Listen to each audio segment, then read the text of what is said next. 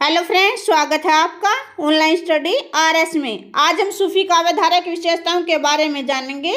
तो चलिए शुरू करते हैं। हिंदी साहित्य में भक्ति काल को दो भागों में बांटा गया है। कौन कौन से?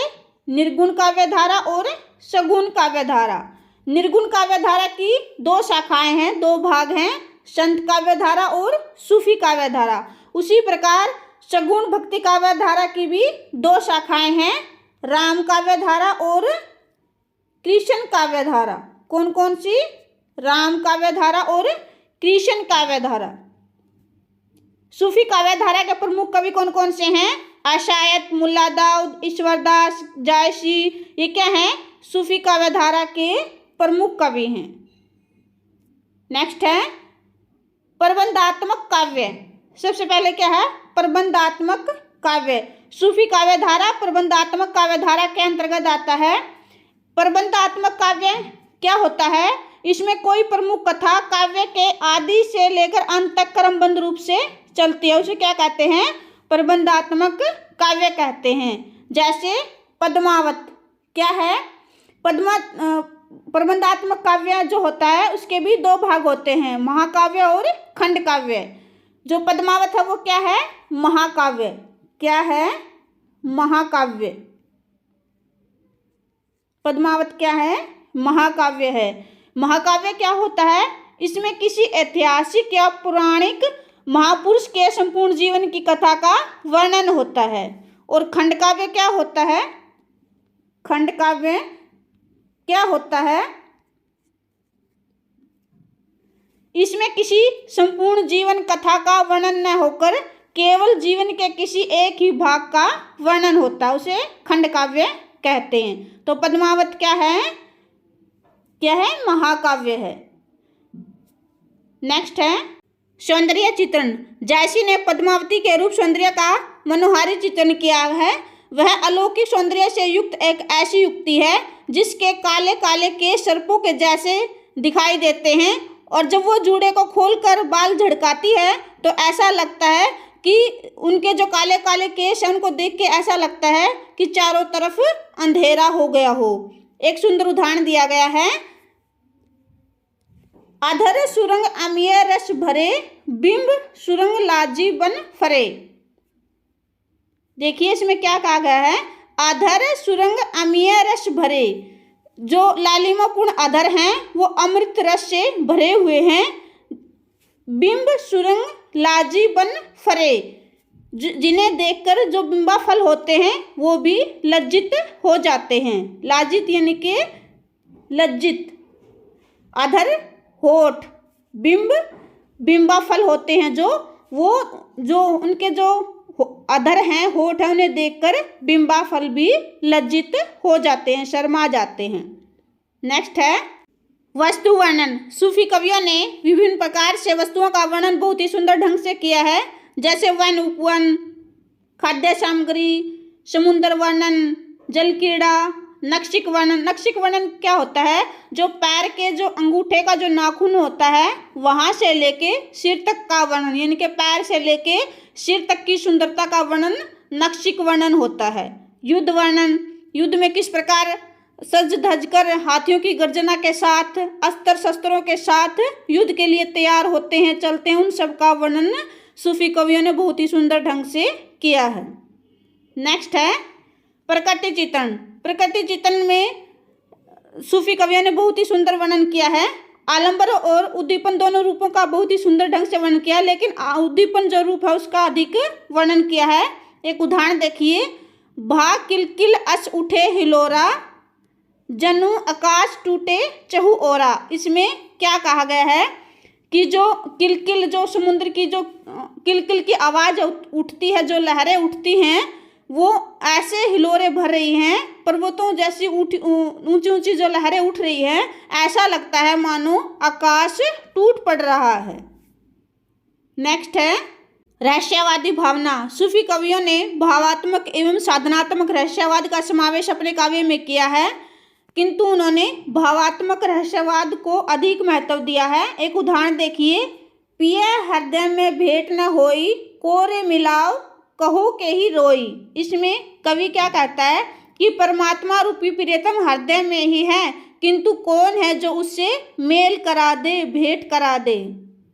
नेक्स्ट है गुरु को महत्व। सूफी कवियों ने भी संत कवियों की भांति गुरु को महत्व दिया है। गुरु ही एक ऐसा व्यक्ति है, एक ऐसा मार्गदर्शक है जो परमात्मा से भेंट करा सकता है। नेक्स्ट है प्रेम की प्रधानता। जायसी ने पद्मावत में स्थान स्थान पर प्रेम तत्व का निरूपण किया है। इसमें जायसी जी ने बताया कि प्रेम इतना अधिक विशाल होता है, समुद्र की तरह विशाल होता है, जिसकी था पाना असंभव है। एक उदाहरण भी दिया गया है, प्रेम समुद्र जो अति अवगाहा, जहाँ न वार न पार न था, अर्थात प्रेम समुद्र की तरह गहरा होता है, जिसका वार पार या था या किनारा पाना असंभव है।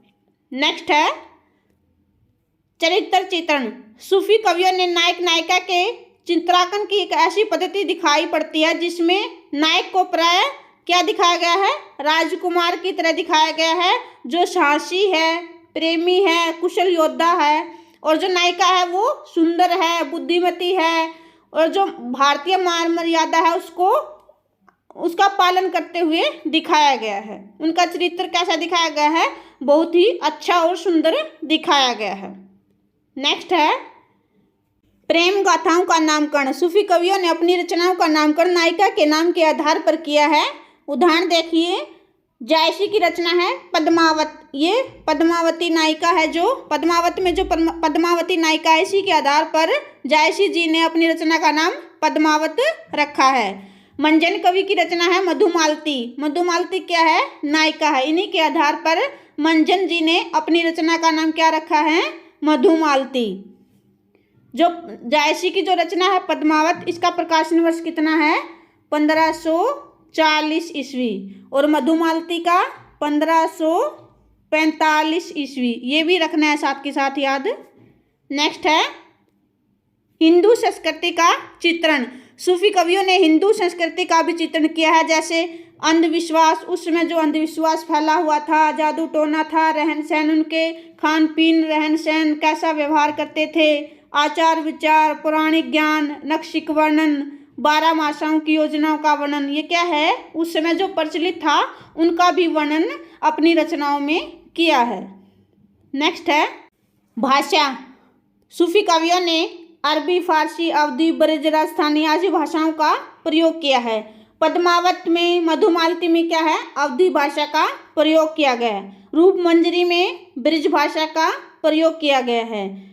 हंसावली किसकी रचना है, अशायत कवि की, इसमें राजस्थानी भाषा का प्रयोग किया गया है। ढोला मारूरा दोहा किसकी रचना है, कुशल लाभ की, इसमें भी राजस्थानी भाषा का प्रयोग किया गया है। इन्होंने अवधी, ब्रज और राजस्थानी भाषा का अधिक प्रयोग किया है। अलंकार। सूफी कवियों ने उपमा, रूपक, अतिशयोक्ति आदि अलंकारों का प्रयोग किया है। उपमा अलंकार का एक सुंदर उदाहरण है, देखिए, भो के स्वयं मालती रानी, विशर लुरे लेही अघानी। इसमें हीरामन तोता पद्मावती की सुंदरता का वर्णन करते हुए कहता है कि जो रानी पद्मावती है वो मालती है, यानी कि मालती क्या है, एक पुष्प है, मालती का पुष्प होता है। जो पद्मावती है वो एक मालती है, उसके सिर पर केश भोए हैं। भोर है जो क्या है, जो केश है वो एक भोरे के समान है। विषधर सांपों की तरह वे केश लहराते हैं और गंध देते हैं। जब वो केश लहराते हैं ऐसा लग रहा है विषधर सांप लहरा रहे हैं और गंध दे रहे हैं, सुगंध दे रहे हैं। शैली कैसी है, मसनवी शैली का प्रयोग किया गया है। रस श्रृंगार रस, वीर रस, रौद्र रस, भयानक रस का प्रयोग किया गया है। वीर रस, रौद्र रस कब दिखाई देता है, जब युद्ध के लिए चलती है पूरी सेना, हाथ में अस्त्र शस्त्र लिए हुए, हाथियों की गर्जन के साथ जब चलती है तो वहाँ पर क्या है, वीर रस, रौद्र रस दिखाई देता है। श्रृंगार रस के दो भेद होते हैं, संयोग श्रृंगार और वियोग श्रृंगार। संयोग श्रृंगार में पद्मावती की सुंदरता का वर्णन किया गया है, और वियोग श्रृंगार में क्या है, जो दूसरी रानी थी रतन सेन जी की, नागमती इनकी दूसरी रानी थी, इनका वियोग वर्णन किया गया। वहाँ पर क्या है, वियोग श्रृंगार का प्रयोग किया गया है। ये वियोग श्रृंगार का सुंदर उदाहरण दिया गया है। पीएसओ कहेऊ संदेशड़ा ए भोरा ए कागा, सो धनी बिरहे जरी मुई तेही का धुआं हम लागा। इसमें कवि क्या कहता है, इसमें नागमती के द्वारा कवि कहता है कि हे भोरा हे काग, तुम संदेश वाहक बनकर पिया के पास जाओ और कहो, सो धनी विरह जरी, मैं तुम्हारी जो धर्मपत्नी है वो विरह में जल रही है और जो उनके जलने से जो धुआं उत्पन्न हुआ है वो हमें लग गया है, उसी के कारण हमारा रंग काला हो गया है। तुम जाकर ये संदेश दो कि जो नागमती रानी है उनका विरह इतना अधिक है कि उनके जलने से जो धुआं उत्पन्न हुआ है उसके कारण हमारा रंग भी काला पड़ गया है। नेक्स्ट है छंद। जो सूफी काव्य रचना है उसमें प्रबंधात्मक काव्य रचना है, इसी कारण यहाँ पर दोहा चौपाई छंदों का प्रयोग किया गया है। आशा करते हैं आज का ये वीडियो आपको अच्छा लगा होगा। अच्छा लगा हो तो लाइक शेयर सब्सक्राइब करें। धन्यवाद।